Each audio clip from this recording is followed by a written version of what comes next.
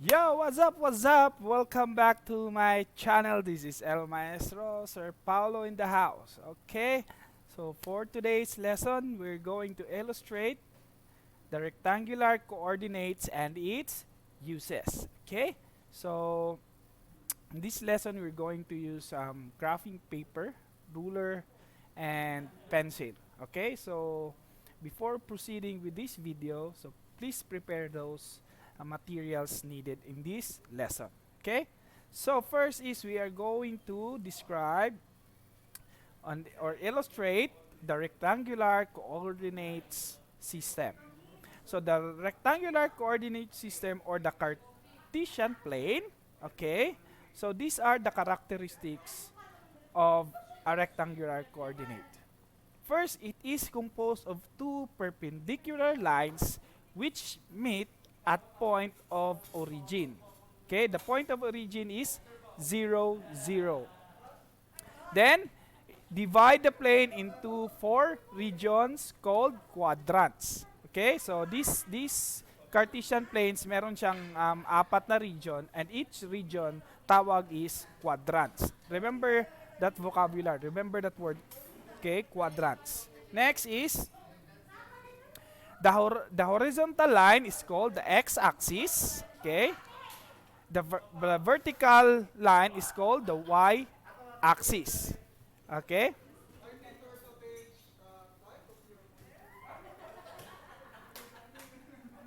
Okay. Then, an ordered pair of the form xy. So, take note of this xy, this ordered pair. Okay, so take note of this, is the representation of a point on the Cartesian plane. So meaning, meron tayong point sa isang Cartesian plane and it is represented by x and y. So this x, may mga value yan, no? Depende sa pag-plot natin later on. So the first coordinate of the point is called x coordinate or the abscissa. And the second coordinate is called the y coordinate or the ordinate. Okay? In quadrant 1, so as what I told you earlier, merong apat na quadrants. So sa first quadrant, x and y coordinates are all positive. Okay? In second quadrant, x coordinates are negative while the y coordinates are positive. So i-illustrate natin yan mamaya isa-isa. In quadrant 3, both x and y coordinates are all negative, and quadrant number 4, the x coordinates are positive while the y coordinates are negative. So, yun yung mga bagay na meron sa ating rectangular coordinate or what we call the Cartesian plane. Ayusin ko muna yung camera ko, medyo okay. Okay, let's muna yung background ko. Okay. Yun. Okay, let's continue. So, first is, sabi doon sa illustration natin, composed of two perpendicular lines. When we say perpendicular lines, two intersecting lines form 90 degrees. Okay? So, meaning, so meron tayong horizontal line. If you notice, merong arrow. Okay? Meaning, it goes on through, ganyan. So, in this video, ganito lang muna kahaba. But you can push it going there, not to the left and right. Then, we have vertical line. Okay? So, if you notice, that is a perpendicular line. Okay? And this point where these two lines meet is what we call the origin. Okay? 0, 0 yung coordinates natin dyan. Ano yung next illustration na sabi niyo doon? Divide the plane into four region called quadrants. So, merong apat na region. If you notice, meron tayong isa, dalawa, tatlo, and the last one. So, all these four are called quadrants. So, meron tayong apat na quadrants. Okay?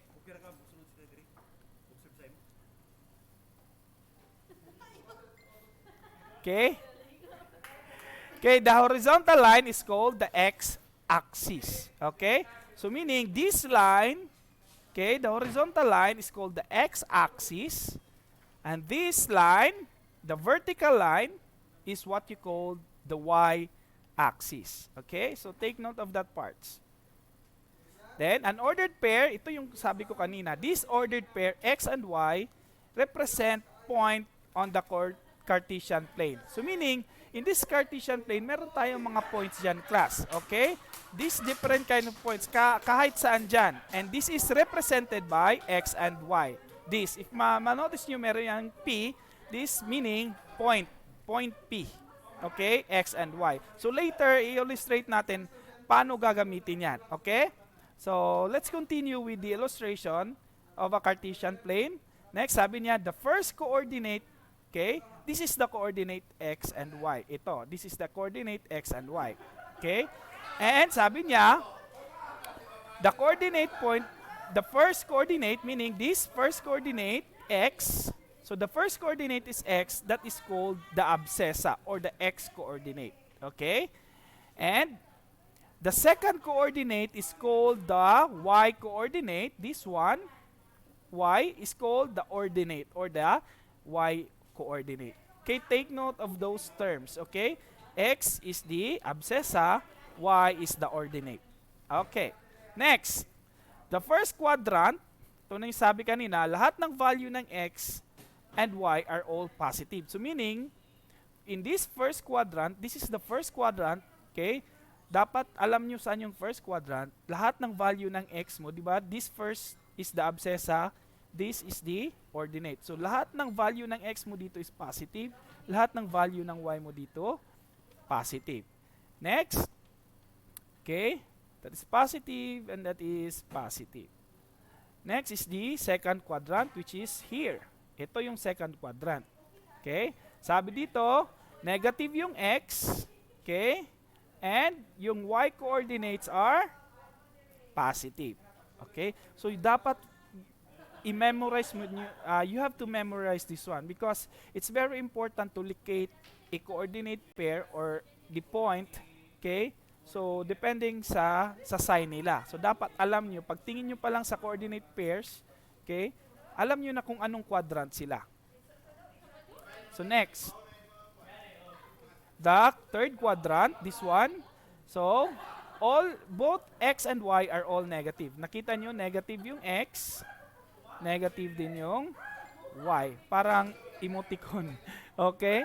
And the last quadrant is the fourth quadrant, which is x coordinates are positive and all the y coordinates are negative.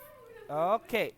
So, this is now our coordinate or the Cartesian plane. Okay? So, ito na yon. So, meron tayong first quadrant, second quadrant, third quadrant, fourth quadrant. In first quadrant, all the value of x and y are positive. Here, the value of x are all negative, the value of y negative. Dito, lahat ng values ng x and y negative. Here, positive yung x, negative naman yung y. So, tingnan nyo. So, in first quadrant, example, meron tayong x is positive, y is positive. So, meaning, 3, 3. So, this is in first quadrant. Kasi yung x is positive, y is positive. In second quadrant, negative yung x, positive yung y. So, that is why this is in second quadrant. Negative 5 and positive 4. How about the third quadrant? Sa third quadrant, all values of x and y are negative. So meaning negative 7 and negative 1 and negative 7. And also, in fourth quadrant, positive ang x, okay, negative yung y. So that's why 8. So in this case pa lang, you will now know which quadrant this coordinate pairs belongs. Okay? Alam nyo, pag tingin nyo pa lang, oops, 3, 2, parehong positive. Nasa quadrant 1 yan. Ito, ay lahat negative. Yung x is negative, yung y is negative, nasa third quadrant yan. So, importanteng ma-identify natin yan. Okay? So, let's learn now how to construct a rectangular coordinate system. Okay, first is you have to get a graphing paper. As what I have told you earlier, you have to prepare a graphing paper. Okay? So, let's say for example, this is your graphing paper. Okay? So, first thing that you're going to do is you have to trace horizontal line using ruler. horizontal line, and label this one as your x-axis. Okay, so this is the x-axis. Next is you have to trace one vertical line and name it y-axis. So meaning this is now the vertical and this is the y-axis. So the intersection point is the point of origin. Ito yung kanina. So meaning this point is the origin. Okay, this intersection point is the origin. Okay, so that point of intersection is the origin. So we label that one as 0 or 0, 0. Okay, so next is mark the number scale on x-axis. So meaning lahat ng ito yung x-axis natin. I-mark natin numbers. Okay? Sabi dito, the coordinates on the right of 0, this is 0, going to the right, lahat yan is positive. Negative naman from 0 to left. So, from 0 to right, 1, 2, 3, 4. If you notice, lahat yan positive. Okay? From 0 going to the right. And 0 going to the left, lahat yan negative. So, we have negative. Okay? So, ganyan, i-label natin. Next is, you have to mark the number in y-axis na naman. Dito na naman tayo sa y-axis. Sabi dito, above 0 along y-axis are positive. Meaning, from 0 above, lahat dito is positive. And 0 below, lahat dyan is negative. So, 1, 2, 3, 4, 5, 6. And this is also negative 1, 2, 3, 4, 5. So, walang standard class ha kung saang side nyo ilalagay. You can put it here. Okay? So, in my case, ay inilagay ko dito para medyo balance siya. Okay? So, mas maganda ganito yung pagkakasulat natin. Okay? Actually, you can go through, okay? Pwede nyo pang dugtungan yan, 7, 8, 9, 10. So, these arrows signifies na yung line is continuous siya. Okay? So, this is now the Cartesian coordinate or the rectangular coordinate. Okay? So, I hope nakagawa na kayo sa graphing paper nyo. So, let's plot a point. Okay? Mag-plot na tayo ng point. Okay. So, plot 4 and 3.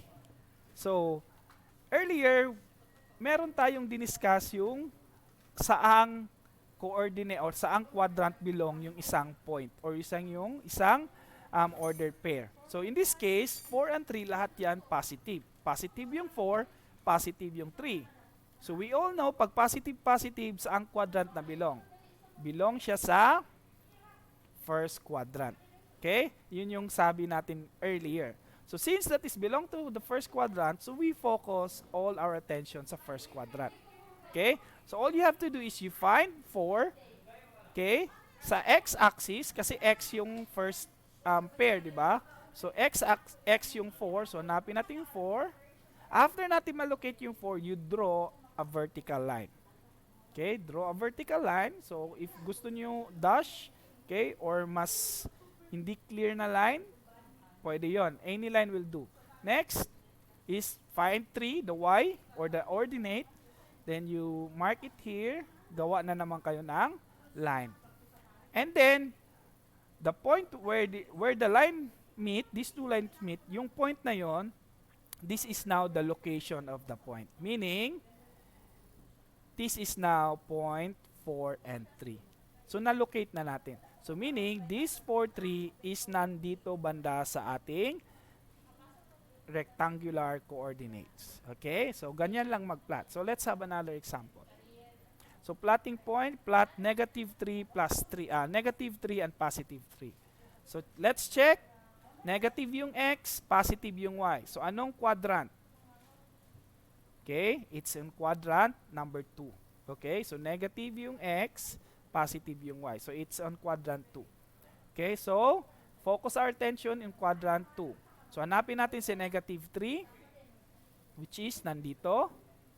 Then, you draw a vertical line. Okay, then, hanapin natin si y, si ordinate. It's here. Then, you draw a horizontal line. Hanapin natin yung point of intersection of these two lines and you put a dot. Okay? And this now is the location of point negative 3 and positive 3. Okay? So, next is we have to plot negative 2 and negative 1.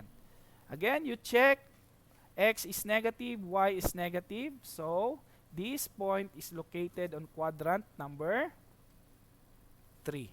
Very good. So, it's on quadrant number 3. Okay? So, let's focus our attention on quadrant number 3. Find negative 2. So, that's negative 2, our abscissa. We all know that X is the abscissa. Abscissa. Okay? Then, draw a vertical line. Then, find the ordinate, negative 1, or the value of your Y. Then, you draw a horizontal line. Then, the point of intersection now is the point where these coordinates located. Okay? So, yan. Lagyan nyo lang ng dot. Then, that's it. So, this is the point negative 2 and negative 1. Okay? And we have a last. So, we have 4 and negative 2. Again, you check. Positive yung 4 or positive yung abscissa natin and negative yung ating Y or our ordinate. So, in what quadrant does this point belongs? Quadrant number 4. Okay? Kasi positive yung X, negative yung Y. So, focus our attention here. Then, locate the point. So, tingnan natin saan si 4. 4 is here. Then, negative 2. You draw a line. Then, negative 2. Negative 2 is here. So, you draw a horizontal line. Again, you find the point of intersection. Then, you draw a dot. Okay? So, this is now point 4 and negative 2. Okay? So, class, this is how to locate a point on a Cartesian coordinate or on a rectangular coordinate or what we call the Cartesian plane. Okay? So, you practice that one located point. So, madali lang siya, no? Mas maganda you have ruler para mas madali yung matrace. Again, if you have questions, okay, just comment it down below. If you have clarifications, okay, just go on to that comment section and we will make a video regarding sa mga tanong nyo. Okay? So, if you did not subscribe yet my channel, please subscribe and like, share, and thank you for watching. I hope you learned something from this. Okay? God bless you all.